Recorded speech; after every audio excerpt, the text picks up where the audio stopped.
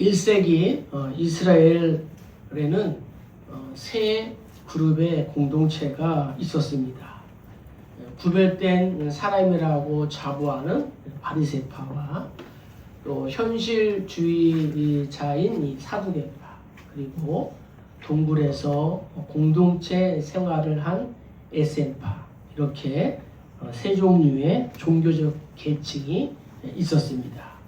특별히 사례드린 이 공회에는 바리새파에 속한 사람들도 있고 사두개파에 속한 사람도 있었습니다.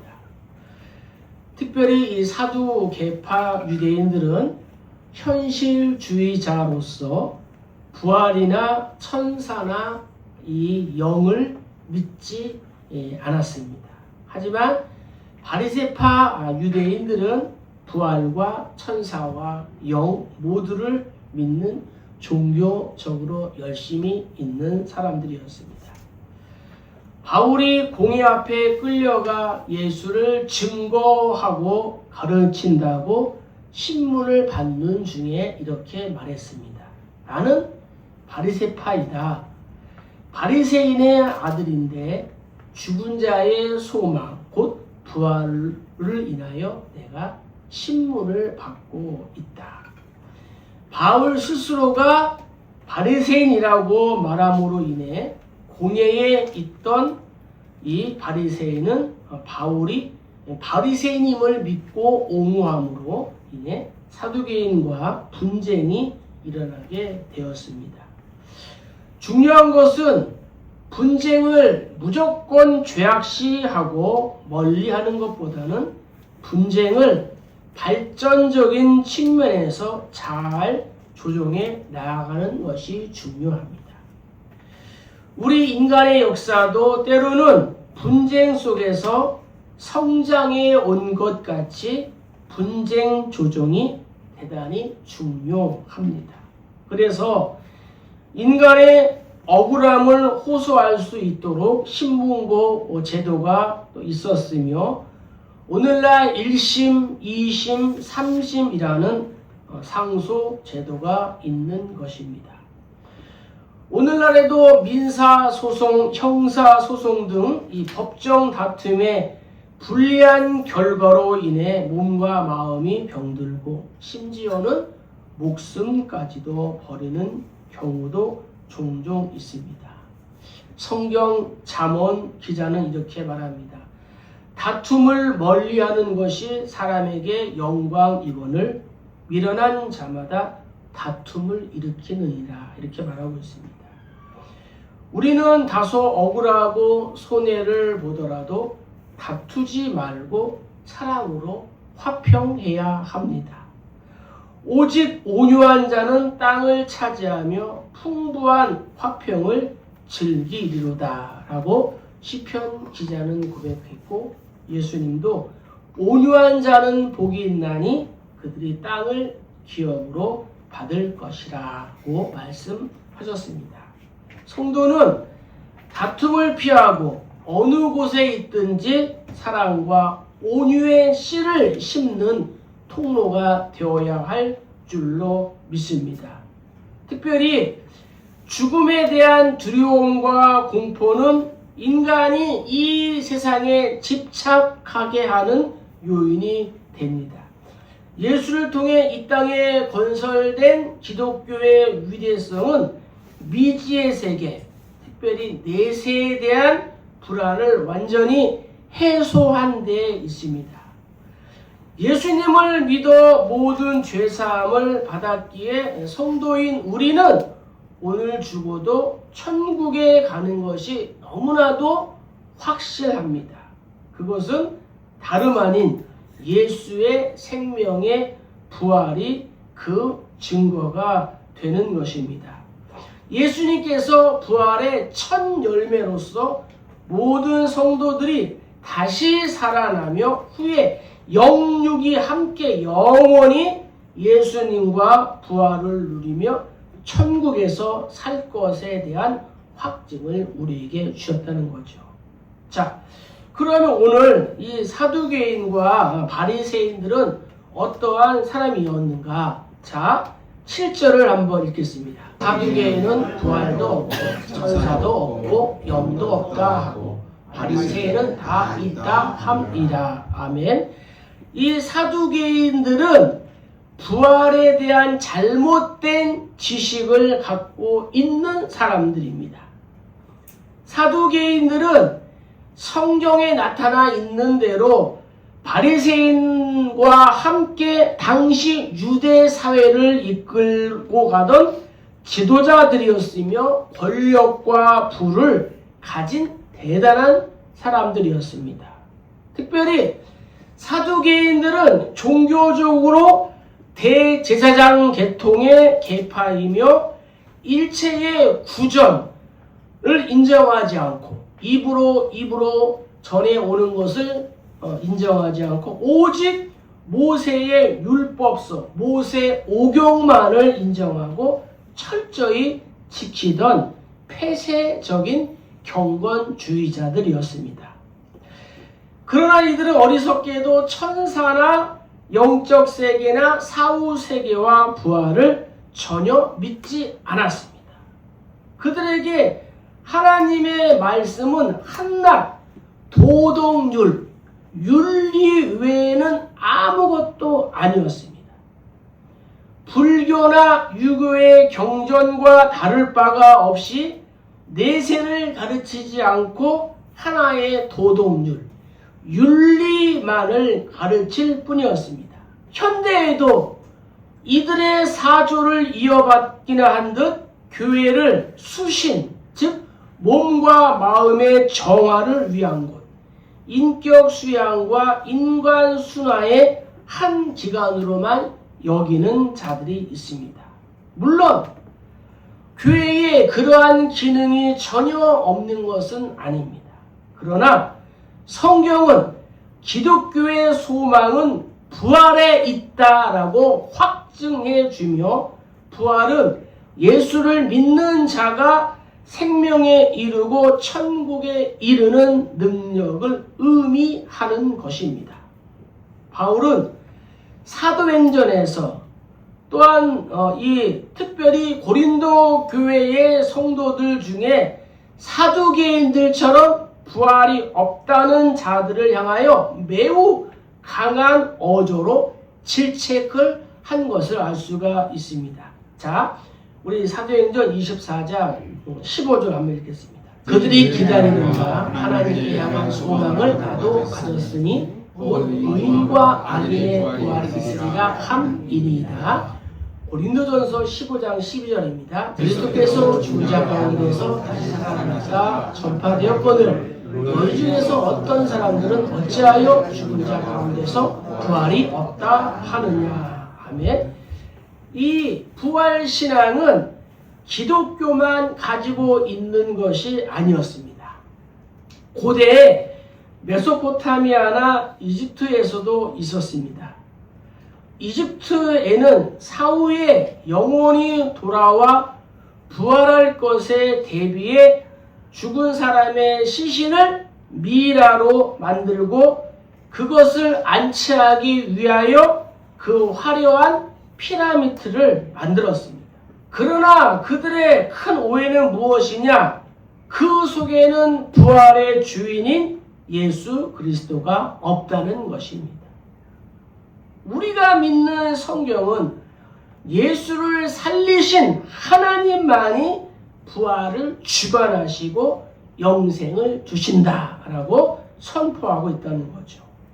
자, 그래서 바울은 로마 교회 성도들에게도 이렇게 말했습니다. 예수를 죽은 자 가운데서 살리신 이의 영이 너희 안에 거하시며 그리스도 예수를 죽은 자 가운데서 살리신 이가 너희 안에 거하시는 그의 영으로 말미암아 너희 죽을 몸도 살리시리라. 아멘. 당시 이 바리새인들은 어떠하냐? 저들은 매우 엄격한 율법주의적인 보수주의자들이었습니다. 이들은 정기적으로 금식을 하며 매 수입마다 11조를 철저히 드리며 안식일 준수를 엄격하게 지킨 자들이었습니다. 사두개인들은 영생과 천사의 존재와 부활을 믿지 않고 오해하는 자유주의자들이었고, 바리새인들은 죽은 후의 세계와 천사의 존재와 죽은 자의 부활을 믿었으니 형식 논리에 빠진 자들이었습니다. 어쨌든 사두개인들이나 바리새인들이나 성경에 기초하지 않은 신앙은 참된 신앙이 아닌 것입니다. 우리 모두에게 정말 사두개인이나 바리새인이 아닌 예수 그리스도를 통한 부활의 확신이 있기를 주의 이름으로 간절히 축복합니다.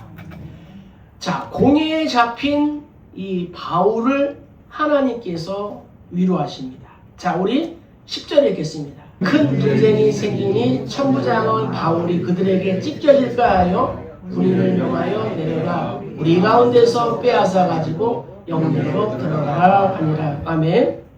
바울은 유대인 사회와 이 종교적 상황을 잘 알고 있는 지식인이었고 훌륭한 신앙인이었습니다. 또 예수님을 만났고 성령이 충만한 이 지혜를 가진 사람이었기에 사내들인 공회에 대하여 잘 알고 있었습니다. 때문에 사두개인과 이 바리새인 사이에 갈등과 이 분쟁을 조장하기 위하여 부활 신앙에 대하여 언급한 것입니다. 지금까지 예수를 대적하기 위해서 사두개인과 바리새인은 하나가 되었습니다. 바울을 죽이기 위해서 저들은 하나로 뭉쳤습니다. 그런데 부활 신앙에 대한 문제가 제기되자 서로가 다투기 시작했습니다. 이와 같이 바리새인과 사두개인은 서로가 하나가 될 수가 없는 존재들이었습니다. 오직 진리이신 예수 안에서만 영원하고도 완전한 하나를 이루고 조화가 될 수 있는 줄로 믿습니다. 자, 예수를 믿는 성도들은 어떻게 해야 할까요? 자, 예수를 믿는 성도들은 예수를 믿는 그 믿음 안에서 성령이 하나 되게 하신 것을 힘써 지켜야 한다라고 성경은 말씀하고 있습니다. 그리고 서로가 서로를 향하여 섬겨 주어서 마귀의 견고한 진을 파하고 그의 손에 사로잡혀 지옥으로 끌려가고 있는 많은 생명을 건져내는 데에 우리의 생명을 내놓고 살려내는 아름다운 삶을 살아야 할 줄로 믿습니다. 자, 이 일을 위하여 하나님이 이방인의 사도로 바울을 또 세우셨고, 특별히 오늘 11절에서 하나님께서 바울을 크게 격려하십니다. 그날 밤에 주께서 바울 곁에 서서 이르시되 담대하라. 네가 예루살렘에서 나의 일을 증언한 것 같이 로마에서도 증언하여야 하리라. 아멘. 담대하라. 그날 밤은 바울에게 위로와 격려가 가장 필요한 때였습니다. 이렇게 하나님은 고난의 밤에 찾아오십니다. 지금도 고난의 밤에 우리를 찾아오신다는 것을 알고 믿어야 합니다. 바울의 모든 전도의 행적은 그야말로 역동적이었고 열정적인 성령님의 역사 그 자체였습니다. 다메섹 회심에 이어 수많은 핍박과 고난, 심지어 죽음 앞에서도 조금도 굴복하지 않았습니다.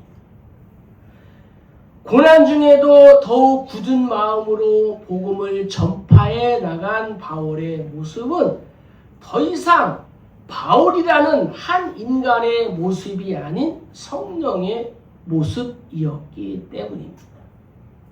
동시에 빌라도 앞에서나 가야바의 뜰에서도 조금도 위축되지 않으시고 의연하고 당당하게 내가 하나님의 아들이며 유대인의 왕이다 라고 하셨던 예수님의 모습 그 자체였습니다.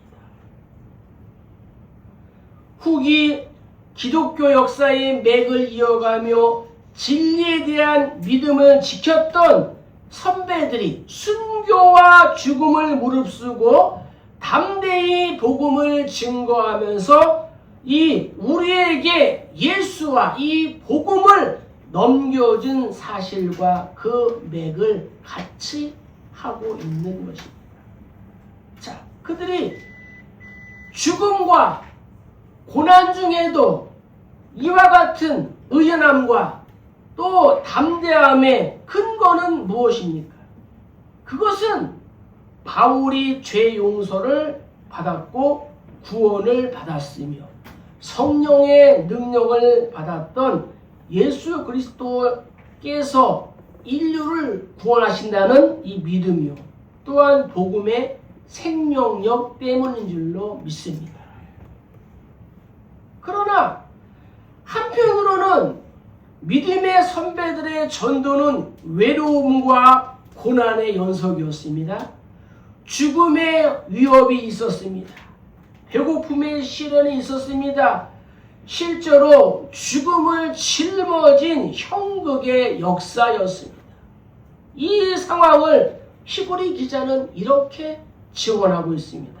여자들은 자기의 죽은 자들을 부활로 받아들이기도 하며 또 어떤 자들은 그 더 좋은 부활을 얻고자 하여 심한 고문을 받되 구차히 풀려나가기를 원하지 아니하였으며 또 어떤 이들은 조롱과 채찍뿐 아니라 결박과 옥에 갇히는 시련도 받았으며 돌로 치는 것과 톱으로 켜는 것과 시험과 칼로 죽임을 당하고 양과 염소의 가죽을 입고 유리하여 궁핍과 환난과 학대를 받았으나 이런 사람은 세상에 강력하지 못하느니라. 그들의 강나와 산과 동굴과 토굴에 유리하였느니라. 아멘. 믿음의 선배들이 예수 부활의 신앙을 가지고 순교하며 왔기 때문에 우리 또한 저들이 걸어간 순교자의 삶과 십자가의 길과 좁은 길을 걸어갈 수 있게 되는 것입니다. 믿음의 선배들, 무슨 비전 때문에 저들의 목숨을 던졌습니까? 이들에게 무슨 목적이 있었습니까? 그것은 복음 전도에 대한 사명과 생명을 살리는 비전 때문이었습니다. 이 사명은 세상 사람들이 원하고 안주하는 부귀영화의 목적을 둔 것과는 거리가 먼 것이었습니다. 자기 부정과 고난을 철저히 감수해야만 했습니다.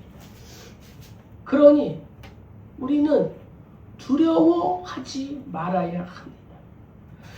모세와 함께 하시고 여호수아와 함께 하셨던 하나님, 다니엘과도 함께 하시고 에스더 곁에 계셨던 하나님, 주규철 목사님과 함께 하시고 손영원 목사님과 함께 하셨던 그 하나님, 아프리카의 선교사 리빙스턴과 함께 하시고 허드슨 테일러, 윌리엄 캐리와 함께 하셨던 그 하나님이 우리와 함께 하시는 줄로 믿습니다.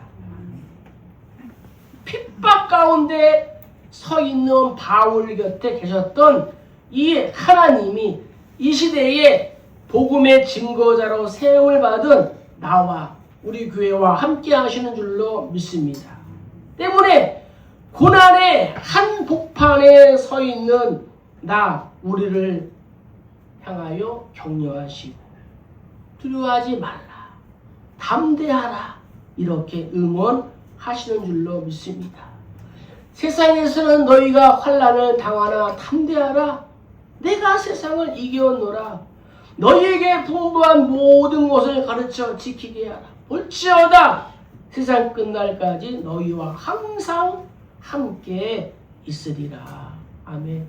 AD 64년, 65년경에 사도 바울이 순교했는데 이 바울의 생애에 바울의 이 사역은 15년이었습니다.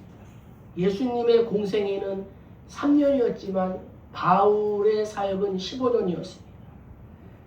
그 65년 인생, 15년 사역 가운데에 바울과 함께 하시고 격려하시고 붙들어 주시며 동행하신 하나님께서 2025년 21세기에도 우리와 임마누엘로 함께 하시는 줄로 믿습니다. 1950년 60년경에 대부흥사로 한국교회를 이끌었던 이성봉 목사님은 이렇게 얘기했습니다. 예수 없는 인생은 성공길 같으나 실패요. 예수 있는 인생은 만사가 형통이로다 라고 찬송했습니다. 우리 모두에게 예수 부활의 산 소망이 있고 그 산 소망으로 살아가시길 주의 이름으로 축복합니다. 자, 마지막으로 우리 6절 한번 읽겠습니다. 바울이 그중 일부는 사두개이며 다른 일부는 바리새인 줄 알고 공회에서 외쳐 이르되 여러분 형제들아 나는 바리새인이요 또 바리새인의 아들들이라 죽은 자의 소망 곧 부활로 말미암아 내가 신문을 받노라. 아멘. 부활은 우리의 구원의 완성이라는 겁니다.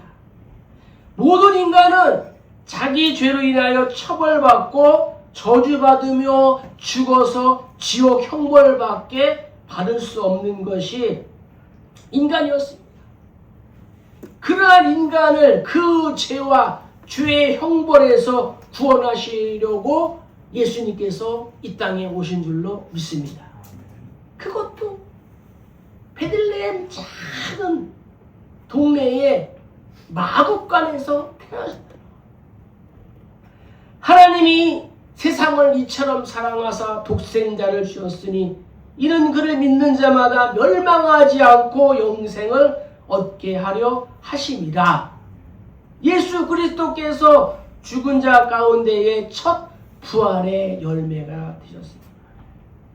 예수께서 죽음에서 부활하심으로 인간들에게 죽음이 극복되기 시작됐습니다. 사망의 권세가 더 이상 인간을 지배하지 못하게 되었습니다. 죽음의 공포와 두려움이 인간을 더 이상 속박하지 못하게 하셨습니다. 죽은 후에 어디로 갈지 모르는 불안을 소멸하러 예수께서 부활하신 줄로 믿습니다. 사두개인들이 부활에 대하여 예수님을 시험하기 위하여 질문했습니다. 여러 명의 남편을 두었던 여자가 부활하면 누구의 아내가 될 것입니까? 이때 예수님께서 말씀했습니다. 부활 때에는 장가도 시집도 안 가고 천사와 같다라고 하셨습니다. 불교에서는 수양과 적선을 하지 않으면 소나 말이나 돼지나 짐승으로 다시 태어난다고 합니다. 그러나 수양과 적선을 많이 한 자는 선남선녀로 다시 태어난다는 윤회설을 주장합니다. 그러나 석가모니 이후 부처가 된 사람은 한 사람도 없었고 짐승이나 선남선녀로 태어난 사람 역시 한 사람도 없습니다. 불교계의 대승이라고 하는 성철 이 중은 죽으면서 고백하기를 내가 많은 중생들을 지옥으로 이끌었다 라고 말하고 죽었습니다. 그러나 성경은 성도들의 부활을 영육간의 완전한 부활로 가르칩니다. 그것은 예수의 부활과 같은 상태로 부활하기 때문입니다. 우리 영만 부활하는 것이 아니라 우리의 몸도 같이 부활하는 거예요.